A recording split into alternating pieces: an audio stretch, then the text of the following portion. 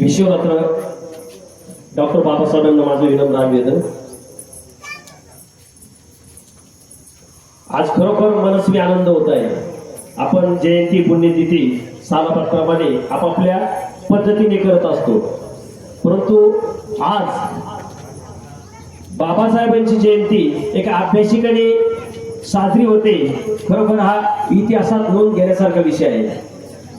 प्रथमतः काळे सरांची टीम आणि आजच्या जयंती उत्सवाची जी आयोजक टीम आहे त्या सर्वांना मी मनापासून शुभेच्छा देतो आणि त्यांचे आभार व्यक्त करतो की आपल्या हृदयात आपल्या डोक्यामध्ये फार मोठी अशी प्रचंड कल्पना जन्माला आली आणि प्रत्यक्ष आपण कृतीयुक्त ती साकारलेली आहे.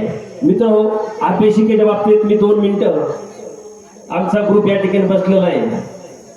बापू, हजारो लोकांची गरज नाही आपल्याला. या ठिकाणी काळे सर बोललेत, आमचे करपे सर बोललेत, व्याख्याते बोलण्याला त्यांच्या प्रचंड धारच असते. सततही अभ्यास आहे तेवढाच आहे. आपल्याला हजारो लोकांची गरज नाही ऐकण्यासाठी. निवडक ही आमची पाठीमागची टीम जरी असली, उद्याची म्हणण्यापेक्षा आजची म्हणेल मी. ह्या मुलांच्या आमच्या डोक्यामध्ये पुस्तकं तर शिरलेलीच आहे. आता अभ्यासिका शिरणार आहे स्पर्धा परीक्षेच्या माध्यमातून. पण काळे सर, यामधल्या काही त्रुटी आहेत. मी ज्या 4 वर्षापासून अनुभवत आहे. 23/12/2022 ला माझ्या गावी मी अभ्यासिका सुरू केली. अशाच एका ओट्यावर 100 लोक होते. लोकवर्गणी 1.5 लाख रुपये झाले. बापू ज्ञानेश्वर पंढरीभाऊ भोंगळे गुरुजी, अर्ध्या तासामध्ये 1.5 लाख रुपये वर्गणी झाली. त्यातून 4 वर्षापासून मी पुस्तकाचं आवक जावक करतोय रोटेशन पद्धतीने. मला 4 वर्षामध्ये 38 शासकीय नोकरीला मुलं गावातले लागले. म्हणजे एका विशिष्ट समाज नोकरी लागला नाही. आमच्याला 3 दलित समाज नोकरी लागतोय, आमच्याला मराठा समाज नोकरी लागतोय, धनगर समाज नोकरी लागतोय, वंजारी समाज नोकरी लागतोय. एक साखळी तयार झाली.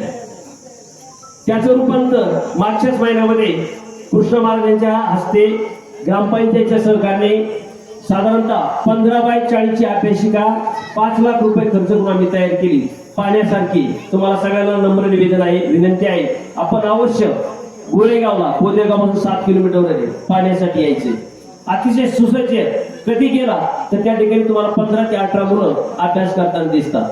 म्हणजे महिन्याला आमचा आलेख असा आहे, 2-3 मुलं नोकरीला लागतातच. मग याच्यामध्ये त्रुटी काय? उभारलंय, आम्ही उभारलं होतं. म्हणजे त्रुटी काय याच्या? पुस्तकं घेऊन गेले का मुलं पुस्तक वापस आणून देत नसायची. आम्ही त्या पुस्तक घेणाऱ्याला दंड ठेवला. मग नंतर पुस्तक येऊ लागले. जे नोकरी लागतात त्यांना त्या दिवशी शाप युक्त बोललं होतं. स्पष्ट बोलणं गरजेचं असतं. जर तुम्ही नोकरीला लागला आणि नोकरीतल्या पहिल्या पगारातली 10% रक्कम जर अभ्यासिकेला दिली नाही, तुमचं शासकीय काम होणार नाही, नोकरीच लागणार नाही. आज आमची अशी परिस्थिती. सुभाषराव, नोकरी लागला, पहिल्या पगारातली 10% रक्कम आमच्या अभ्यासिकेला मिळते. म्हणजे एक ती अप्रत्यक्ष धास्तीच म्हणता येईल अशा पद्धतीचे, किंवा एक तो आशीर्वादच म्हणता येईल. त्याचा परिणाम असा झालाय की आता गत या महिन्यामध्ये 2 मुलं शासकीय नोकरी लागले. फक्त आपल्याला रोटेशन पद्धतीने चालवायचंय. वाढदिवसातून आम्ही जो फुल हार तुरेची आतषबाजी ती बंद केली. एक पुस्तक दे, नसेल 100 रुपये दे, 200 रुपये दे. वाढदिवसातून आम्हाला काही पुस्तक पैशाच्या स्वरूपात देणगी मिळाली. वेगवेगळ्या कार्यक्रमातून देणगी मिळाली. आम्ही पुढारी गावातले पकडले, छोटे छोटे पुढारी. त्यांच्या निमित्तानं आम्हाला बरीचशी योगदान झालं. आणि आमच्या नोकरदारांचा ग्रुप आहे गावातल्या. गावात किमान 250 नोकरदार आहेत. 2200 लोकसंख्या आहे. खाजगी साधारणतः 150, पण सरकारी 250 नोकरदार आहेत. प्रत्येकाने मला योगदान दिले. म्हणजे मी काय केलं, जसं काळे सरांच्या पंढरीभाऊ, तुम्ही आपले माऊली असतील आमचे, की तुम्ही एकत्र येऊन टीम तयार केली आणि अभ्यासिकेचं नियोजन केलं, तसं आमची टीम तयार झाली. सर्वांनी योगदान दिलं. सर्वजण काळजी घेतात. महिन्याला एक लेक्चरचं नियोजन असतं सर. म्हणजे लेक्चर जनरल व्याख्यान म्हणून नाही, जो स्पर्धा परीक्षा देणार आहे, स्पर्धा परीक्षेचा जो व्याख्यान देणार आहे त्यांना मी महिन्याला बोलवतो. 1-2 हजारापर्यंत मानधन असतं की मुलांना चळवळ कळावी काय आहे नेमकी ती. त्या चळवळीतून आज मी त्याला आमची अभ्यासिका अतिशय समृद्ध होत आहे. तसं आपल्याला आज सुरुवात झालेली आहे, अतिशय सुरुवात आहे. याचा रिझल्ट तुम्हाला आज वर्षाला मिळेल ज्ञानेश्वर.